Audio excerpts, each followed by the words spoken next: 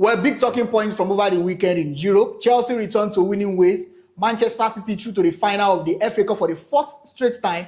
And of course, Arsenal returned to the summit of the Premier League. And of course, Barcelona extend their lead at the top of the La Liga table. Welcome to another edition of Sport Hangout, where we'll be the latest coming from the ever-busy world of sports. We want to do a review of what happened over the weekend in Europe. And we're going to start right now. JJ, how are you doing? I'm good too. JJ, we talked about Chelsea in our preview. That I remember you said you want to see the performance of Chelsea. To be honest, over the weekend I saw that fire against Leeds United. So there's a question I want to ask you. Did the players ganged up against Liam Rossinier? I was very specific about that. I wanted to see the player, the performance. Yes. The performance, not even the win. If the performance, the performance would show if there was a gang up against Rossinier. And if you look at that performance, truly, that wasn't just a we want to get to the final performance or a new manager bounce performance. Yeah. That was such a performance, such very exemplified in this guy, Enzo Fernandez. Yes. Enzo Fernandez ran the show all through and he got the winner as well. So you look at that and then you think, where has this been? And of course, really, to be honest, when they started under Liam Rossinier, everything was almost perfect. They won the first 4 Premier League games. Yes. And something happened. What happened?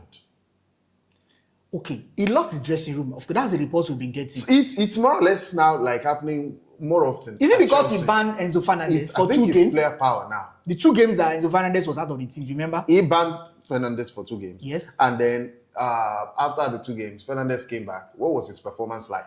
So you understand that this thing, I'm pretty sure Rossinier would watch that game yesterday and say, hey, these guys. Where was this fire? Where was this determination? Where was this zeal? All this while. He didn't just wake up all along. They had it, but there was no character.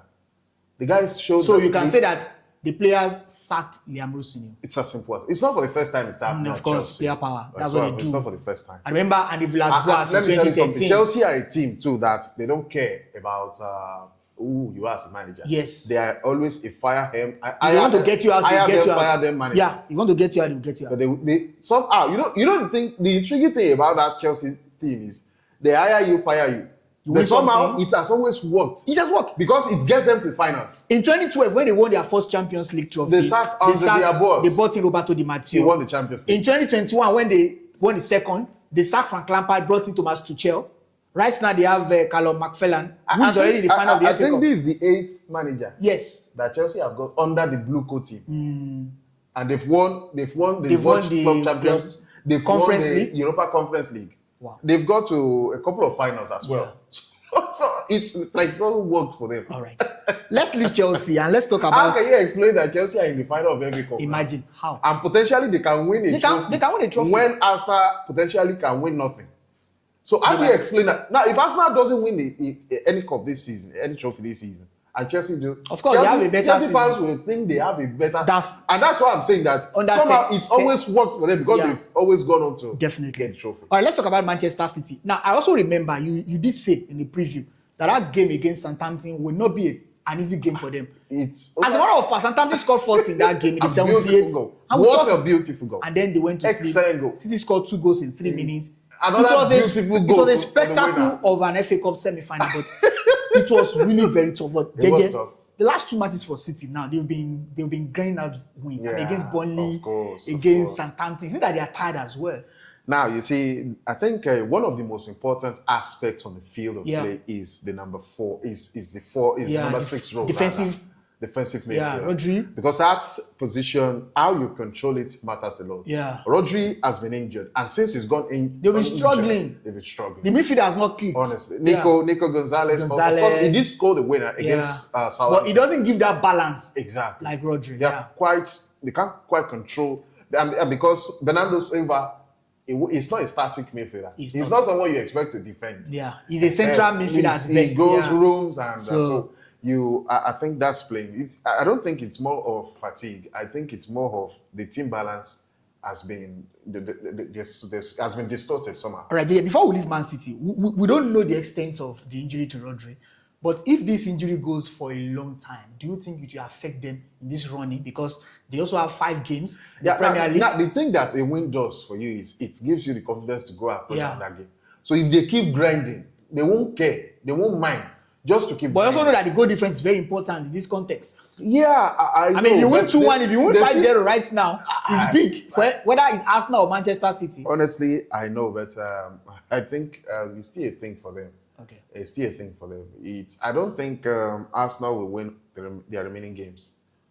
Man City may not win their remaining games. City are playing against Everton. The way these final few games are going, is set. They are playing the cup final. Just sit down, tense. grab a cup of for the neutrals. Grab a bottle of maybe Coke or anything you would like to chill with. Take a pop of popcorn and then watch. Just sit down, watch, enjoy. Drama. Because you don't know how things may your food now from now on. All right. Just sit down, watch, and enjoy. All right. Then let Man City fans and Arsenal fans do the panicking. As for neutral, it's going to make up for one of the most climatic end to the Premier League. Maybe what we saw in 22, the Aguero moment. Maybe it's going to be Mr. Aguero. Maybe it's going to be who now? Zubimendi. Maybe. Let's talk about Arsenal.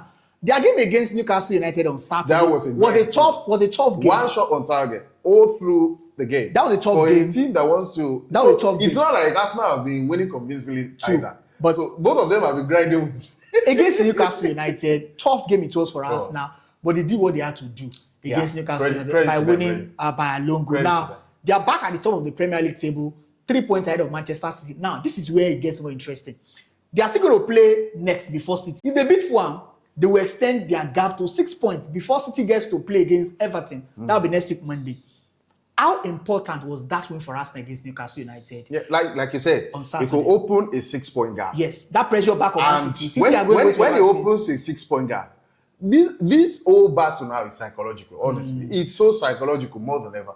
It creates a thing for Man City to think, we have first to cut it down to 3. Yes. Before we can cut it down. So then the goal difference as well. The goal difference as well, and so all that. But you understand is that it a boost when you play first? If when you play first, is it a boost? It's a boost. That's if you win. That's if you win. If you lose, make or mar you. If you drop points. So now let's imagine if Arsenal lose the next game. That means Man City have 2 games. Yes. Again. Which means potentially there could be 3 points. Yes. Above. But if Arsenal wins, 6 points. So the psychological war now could be for or against any of these teams. Okay. Let's leave Arsenal. I mean, like you said, it's going to be a photo finish in the Premier League. Let's talk about their North London rival, Tottenham Hotspur. They got their first win in 2026. That win came at a cost because Javi Simons got injured. He's out for the rest of the season, but I'm very sure Roberto Di Zerbi will not even care. Their first win in 2026. West Ham, by the way, won their game against Everton, so it didn't make too much of difference. Do you think they can still escape relegation? Now, their first win are 2 points in 2026 behind West Ham United. Yeah. And West Ham, the thing about West Ham now is they seem to be able to find wins. They are getting results. I'm not surprised that Tottenham have won against Wolves. I said they will beat Wolves. Yeah. But their next opponent now, I think that's Chelsea. And now this they are playing Arsenal after Chelsea. They are done. But I want to ask you. Honestly, I don't see a way out for Tottenham now because this is a Chelsea team that has shown they are rejuvenated. And I'm telling you, Chelsea, their performance is not going anytime soon. They are continuing with it. New manager bans. And with the record they have against Tottenham before, they always seem to have it easy, even in Chelsea's poorest moment against Tottenham. So playing against Arsenal will be the nail in the coffin, the final nail on their own coffin. But I want to ask you, sports fans, they don't really like Arsenal. Look, there are just 4 games. But there are just 4 games left. This on the lighter note. On the day Arsenal will play against West Ham, I'm very sure sports fans, for the first time in their life, maybe the only time they will be doing that, will be supposing Arsenal to beat West Ham. Which is quite... it's difficult because, I mean, they will need Arsenal to beat... Then they are not relegated. It's just next week. I mean, after this round. But I'm very sure they will be supporting Arsenal to beat West Ham. And that's a difficult thing to do, right? Yeah. Sometimes the way Manchester United fans are supporting Man City now to beat Arsenal, it's a difficult support. But you just sometimes look at the options that the enemy of my enemy can be my friend. So the enemy of Arsenal, the enemy of Man United, is also the enemy of Manchester City. Yeah. So why can't Manchester United go to my enemy Man City. Let's stick together. That's strange. Yeah, Liverpool beat Crystal Palace. I mean, not a good one for Chelsea because I mean, Liverpool have extended their gap at the top of the table, but Salah got injured. That could be Mohamed Salah's last game for Liverpool. Yes, and they're to play Manchester United next week. Yeah. And so they needed that 3 points. They needed the 3 points. Against Crystal Palace. In fact, right now, they are on the same point as Manchester United, on the same goal difference as Man United. The only thing is, Man United have scored 58 goals, considered 25 goals. Yeah. Manchester City have scored 57 goals, considered 24 goals. Wow. So where we have scored more, they have scored less. Where we have considered more, Liverpool. So where we have scored more, they have considered less. Yeah. And now it seems now that Man City, Liverpool, and Manchester United, they are tied to that. And next game, so Super Sunday now. Before we consider head-to-head, that Man United have beaten Liverpool this season. At least Man United have 1 goal more than Liverpool. So on that basis, they are still third, and they have a game to play today. So if they win today, they can extend the point. Okay. Now, if Manchester United extend the point by 3 points this day, it gives them a healthy advantage. Before that Super Sunday. But the thing is now, both Liverpool, Manchester United, and Aston Villa, they are very much on course to qualify for the Champions League. The reason is because the team behind them is Brighton. They are on 50 points. 4 more games to go. So you think Chelsea cannot stay their comeback? No, please don't talk about that thing. 4 more points. Okay. That's 12 games. 4 more games, that's 12 points. Yes. 12 plus 50, that's going to be 62 maximum. Yes. But if Aston Villa, Liverpool, and Man United manage to win 2 more games, 2 games more each, they will have finished on 64 points. So there's no way they are dropping out of the top 5. Wow. The 3 of them. All right. So in a way, he's just managed to pick up 2 more. All right. All right, let's quickly move straight to Spain and talk about Barcelona. It's like they are running away with the league.